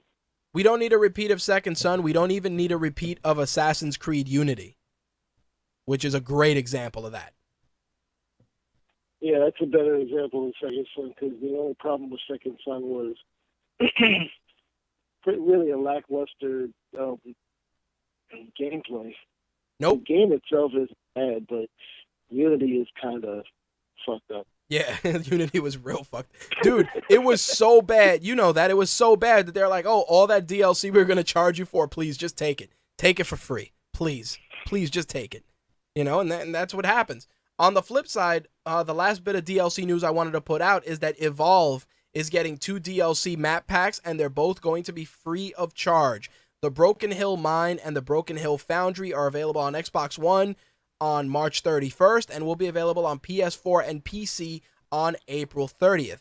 Both maps are available for hunt, nest, and rescue modes, though, and through skirmish, custom matches, and evacuation campaigns as well. So, big week for DLC news. I gotta give a shout out to any of our listeners in China to let them know that PlayStation 4 and PlayStation Vita will finally be released in China on March 20th. Sony confirmed this via Bloomberg. The systems are going to cost, the PlayStation 4 is going to be 2,899 yuan, which comes out to roughly $463 versus $399 here in the States. While the PlayStation Vita is going to be 1,299 yuan, which comes out to roughly $207. The PlayStation 4 controllers in China will run about $60. The system originally was supposed to debut in China January 11th, but, a little over a year after its release, but the launch was delayed because of prolonged negotiations with the Chinese government. I just want to tell you guys that those of you that complain about all the quote unquote freedoms that America, doesn't provide or doesn't deliver on or whatever the case may be, realize that an entire government did not let a demographic of gamers enjoy a new system because they wanted to make sure it did not potentially affect any of their quote-unquote government or propaganda. Crazy shit, right? Dude, I would fucking Hulk smash through Tiananmen Square. But you see how, but this is the kind of stuff we talk about. Like, we have fun here, and we talk about all the different things relating to gaming, good, bad, and otherwise. But there are cultures and gamers out there that can't even enjoy the benefits of a console without, government approval.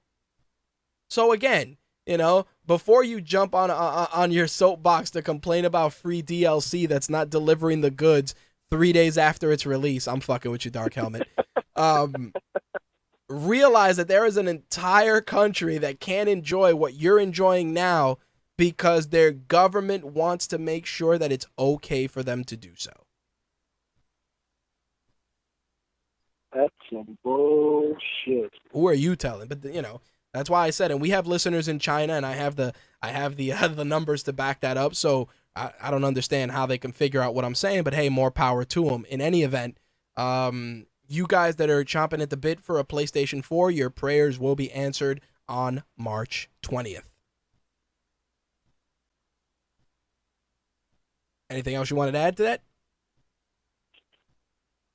No, there was something I want to say, but I forgot. So well, let it go. Well, the last bit of gaming news to wrap things up involves a brand new trailer for Mortal Kombat X, which was released today, that will be on RageWorks later on this evening, which announced the return of two fan favorite characters, that being Johnny Cage and his ex-wife Sonya Blade, who, by the way, their daughter Cassie Cage is playable in Mortal Kombat X. So you have the entire Cage family at your disposal. The family that slays together, plays together. Simple as that. Of course. Hopefully they die together. Huh? Hopefully in Mortal Kombat 10 they will die together. Not a Johnny Cage fan, huh? I gotta admit. In the first one, yeah, he just got tired. I gotta admit, though. More so. Dude, the fatality that they showed for him, he is sticking his hands through someone's back, ripping him in half, and through the hole that's being ripped out, he puts his face near it and goes, "Here's Johnny." That is entertainment. Yep, and if there's one thing that Mortal Kombat is good for, my friend, it is entertainment. In any case, Mortal Kombat X comes out April 14th for PlayStation 4, Xbox One, PlayStation 3, Xbox 360, and PC. If you are a fan of Goro, the only way you'll be able to get him is via pre-order, but I'm sure they'll find a way to release him afterwards. There's rumors that we may see a Predator or Jason Voorhees in Mortal Kombat X. Don't quote me on it, but that's something I'm very interested in, just to see how that works. Only the Predator would make sense. I wouldn't even bother with Jason. Well, they put Freddy in the last one, so I can see why they're doing that, but I'll be honest, and I've said this on a numerous occasions. Why don't they just make a game with all those killers in the game? Too many licenses. Because it's like you got Freddy, you got Jason. Like, think about it: Freddy, Jason, Michael Myers, Pinhead. Who else can we use? Xenomorph. Yeah, Xenomorph. Maybe the guy from I Know What You Did Last Summer. Ghostface, of course, from Scream. Put him in there. Do like a decent, fighting control scheme. Maybe throw some interesting fatalities in there. Maybe add some bonus content. Maybe throw in like Rick from Splatterhouse if you want to throw in like bonus characters and have a little fun with that. Because not for nothing, I would actually play a fighting game with those characters. Maybe like you said, throw the Xenomorph in there or the Predator or, maybe the Critters. The what? You got to throw in one of the killer clowns from outer space. Yeah, the killer clowns from outer space. That's a good one. Maybe the Critters, that they all form like one giant critter like they did in that one movie with the big critter ball. Like, that would be a cool fatality. They all just form a critter ball and roll over the opponent, and, like, there's a skeleton left. Maybe you could play as one of the bounty hunters, the guy whose face changes.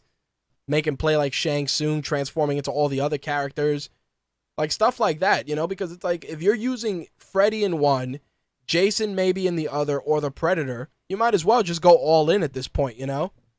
There's also a rumor that, you know, that Spawn may make an appearance. Don't quote me on that. I mean, you know, there's been rumors and speculation, and a couple of media outlets have reported that, but again, unless it comes straight from the devs, I'm taking a wait and see approach. Yeah, I mean, Spawn hasn't been seen in a game since freaking Soul Calibur 3, I think. Right.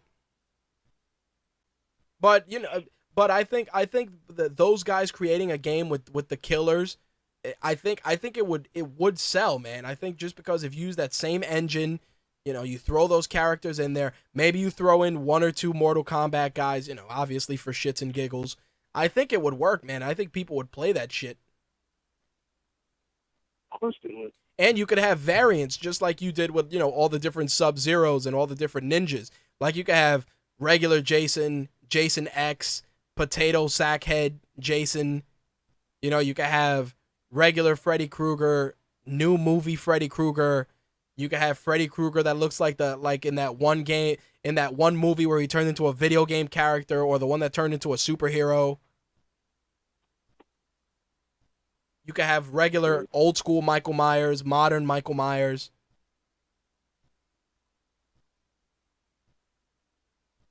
Hey, if you got Leatherface. Leatherface would be awesome too. Totally forgot Leatherface. Shame on me, because I've watched enough Texas Chainsaw Massacre films, and same thing. You could do old school Leatherface or new school Leatherface. You could use the Creeper from Jeepers Creepers would be a good one. And like the final boss will be like the monster from Relic. Jesus Christ. Or Leviathan from Hellraiser 2. Dude, imagine that. Imagine playing as Pinhead, and the fatality is that the puzzle box opens up and all the hooks come out and pull your opponent into a million pieces. Tell me that shit wouldn't sell. As I say all the time, we come up with a bunch of ideas that people just don't bother to steal from us. Hey, I'm gonna see if I get the dev team for Mortal Kombat X on the show, and I'm gonna tell them, like, listen, you guys should do this shit, and I want credit. There you have it. Other than that, that is all the gaming news for the week. Is there anything else you wanted to add? Yeah, for the Dying Light fans, if you haven't seen the post that we put up on Rageworks earlier today, first of all, shame on you. Yep. Second of all, the Techland, the developers of Dying Light Techland City, they basically are saying thank you for making the game a hit, and they're going to continue to add, you know, content past next month's. Well, I said next month, I'm guessing, but probably next month's Bozak Horde DLC, which would be the last thing included in the season pass, and they're saying that they're going to be continuing to, you know, tweak the gameplay and the graphics and add new content, and supposedly it's all going to be free. One thing they did hint at with the video they released, well, at this point it's yesterday, was they showed some of the gameplay from the Bozak Horde DLC, and they showed that at some point they're going to be introducing working vehicles, because Dying Light's full of cars, but they're all busted. Right. So they showed players riding around in like a dune buggy type vehicle, which can only create shenanigans. I'm sure. And with the new weapons that have come out, with the between the Ultimate Survival DLC that came out on Tuesday and the system update, which implemented hard mode, I mean, I think there are at least 20 new weapons that, you know, between the free update and the paid update that you would get, and it's just Yeah, they really are going out of their way to make the game not just more fun to play, but to make it replayable and to keep people playing it.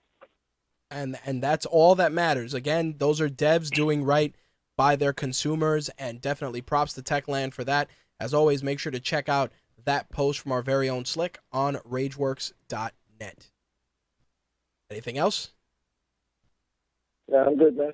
All right. As always, you can follow Slick on Twitter at RW_Slick. And as always, you can find him on our Facebook fan page as well and interact with him there, or leave a comment in one of his posts. I'm sure he will be happy to hear from you. Slick, thank you for the assist. As always, much appreciated. No problem, man. All right, brother. Peace. Peace. All right, so that is going to wrap up the gaming segment for this week. We are going to switch gears now and jump into the entertainment news of the week, because there are definitely quite a few things I want to talk about, so let's get that ball rolling.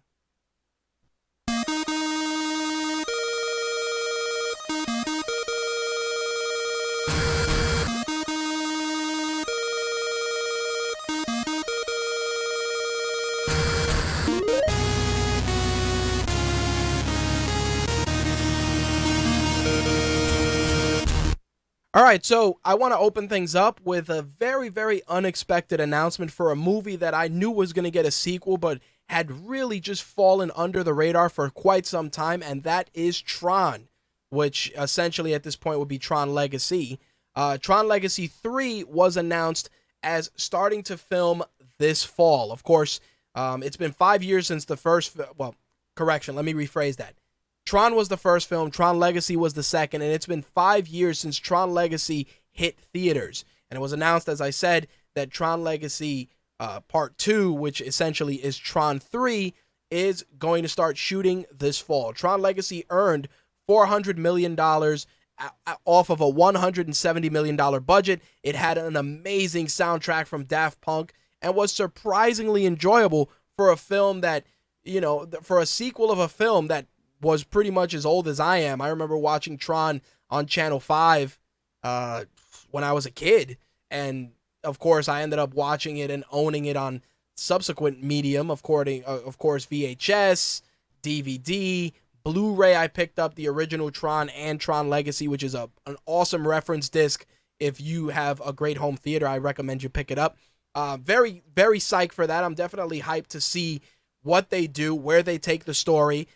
Garrett Hedlund will be has been confirmed to be returning to the cast. We don't know if Olivia Wilde's character, or Olivia Wilde for that matter, are returning, but Garrett Hedlund will reprise his role as Sam Flynn, of course, son of the original character Kevin Flynn, played by the always awesome Jeff Bridges. So, very hyped for that. Looking forward to it. We don't have a release date. All I know is that it will start shooting this fall. But once we get some additional information, we'll definitely make sure to talk about it on air. On some small screen news, Gotham, of course, continues to impress every week.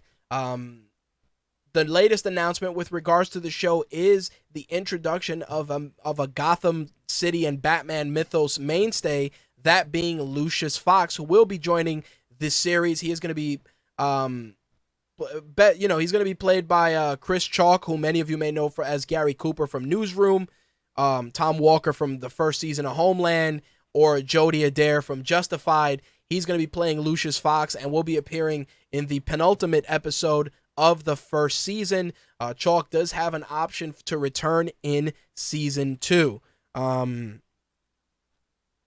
think with regards to Gotham and the inclusion of Lucius Fox, obviously there's issues that can be made with regards to the canon and the way that the mythology is being approached, but we are also telling the stories more about Commissioner Gordon than a young Batman. I mean, Bruce Wayne is 13 years old in this show. So again, there's a lot of things that they're taking liberties with, but it is an enjoyable show, I have to admit.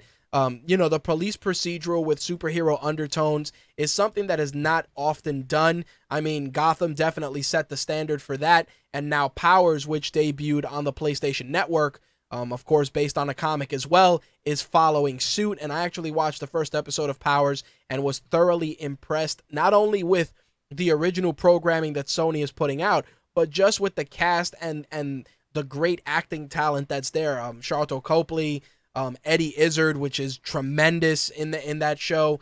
Again, if you have PlayStation Plus, definitely check out Powers.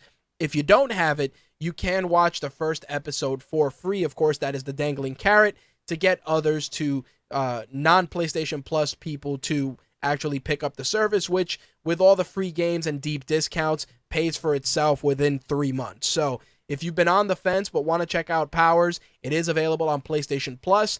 First episode is available for free.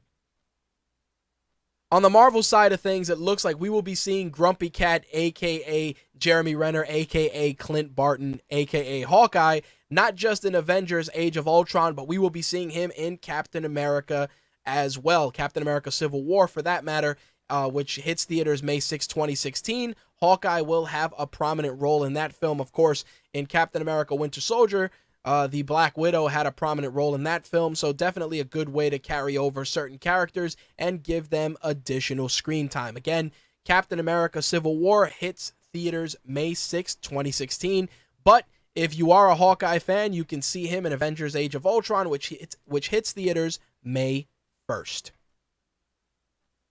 With some box office totals under our belt, it's been a rather quiet week at the box office. Chappie came in at number 1, earning $13.3 million to mixed reviews. I want to try and get to the theater and check it out because, again, even though it's mixed reviews, that looks like a film that you have to watch on your own to really appreciate or to form an opinion about. I mean, the same thing happened with me with District 9. I didn't go to the theaters to check it out, and I ended up really, really enjoying that film. So if I do get out to see Chappie, of course, I will try and get a review for it on Rageworks. Number 2 was Focus, earning an additional $10 million, bringing its total to $34.6 million.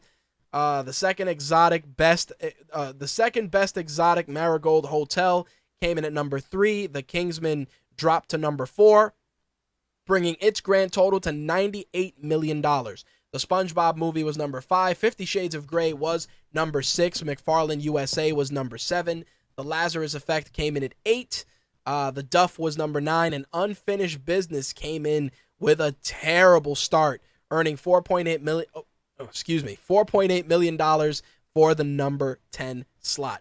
On the Blu-ray side of things, the top-selling Blu-rays for the week of March 8th included, of course, The Hunger Games Mockingjay Part 1, Big Hero 6, Tinkerbell and the Legend of the Never Beast, Horrible Bosses 2, Outlander Season 1, Volume 1, Game of Thrones, the complete 4th season. Everybody trying to get their Game of Thrones fix before the next season hits HBO, HBO Go, and HBO Now.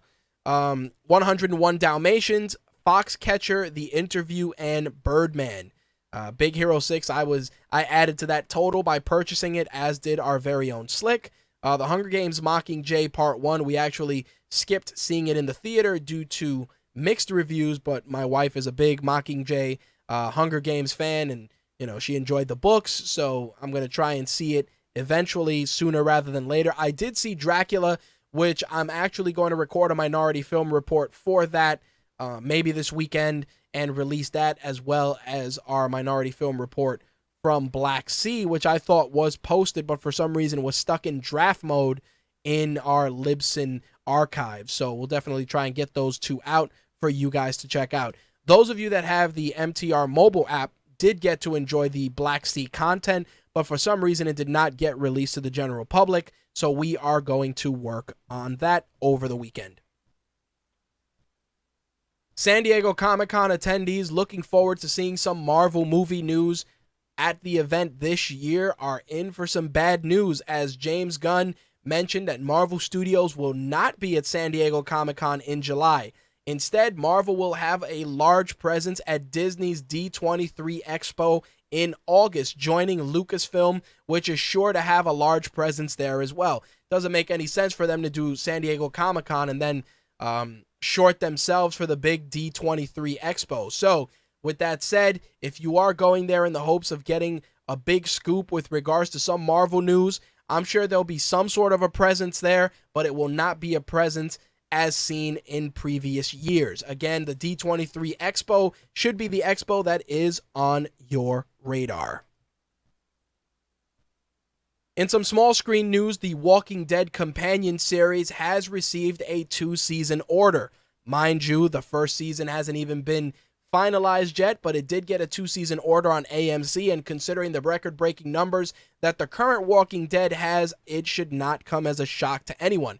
This new companion series will take place in the existing Walking Dead universe, but will be set in Los Angeles and will have new characters and new storylines. Thus far, Cliff Curtis, Kim Dickens, Frank Delane, and Alicia Debnam Carey star in the series. Again, I'm interested in seeing how that pans out.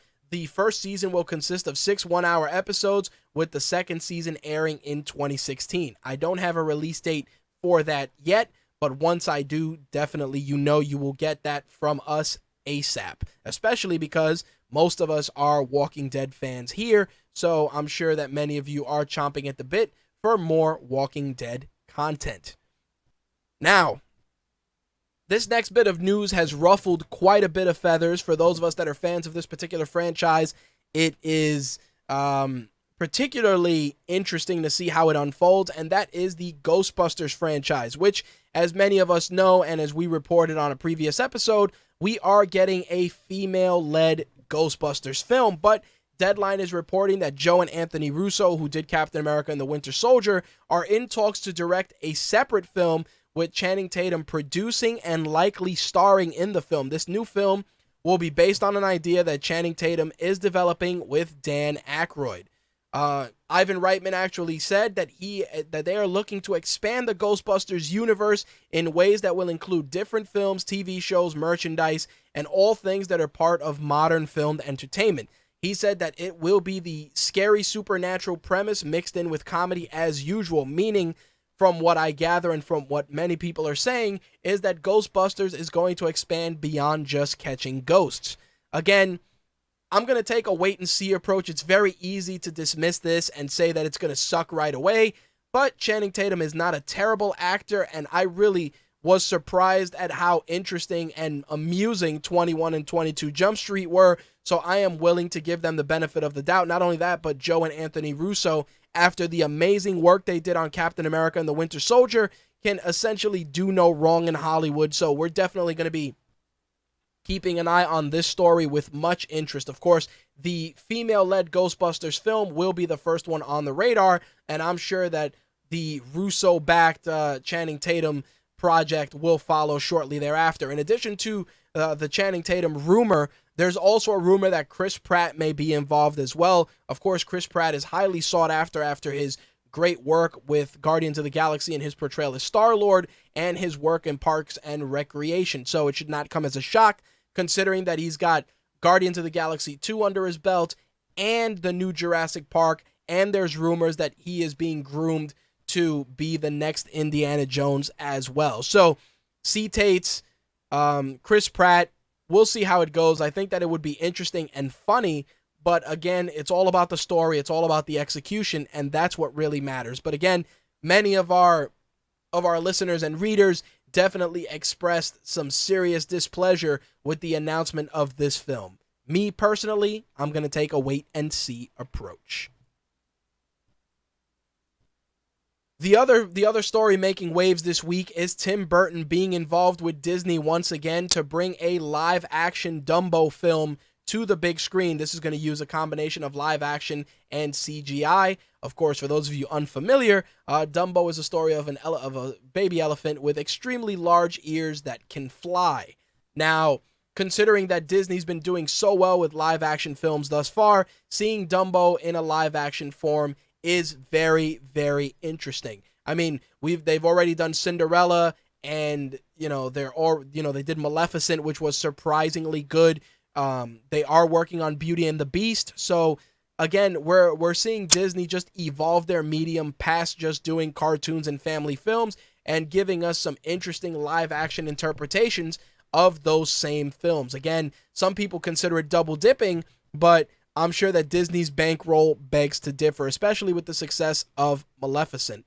So we'll see how it pans out. Me personally, if I could list out every Disney movie I enjoyed, Dumbo definitely was not on my list personally, but I know a lot of people that were truly fans of the film. It had beautiful animation, that's for sure. It was never my thing. I was never into Bambi either. Whatever, take that for what it's worth. I didn't like Disney's Hercules either. That was not a film that I enjoyed. So, again, like if I had to give a quick list of my favorite Disney films, Lion King, top of the list, Toy Story, Finding Nemo, Aladdin, definitely Aladdin, and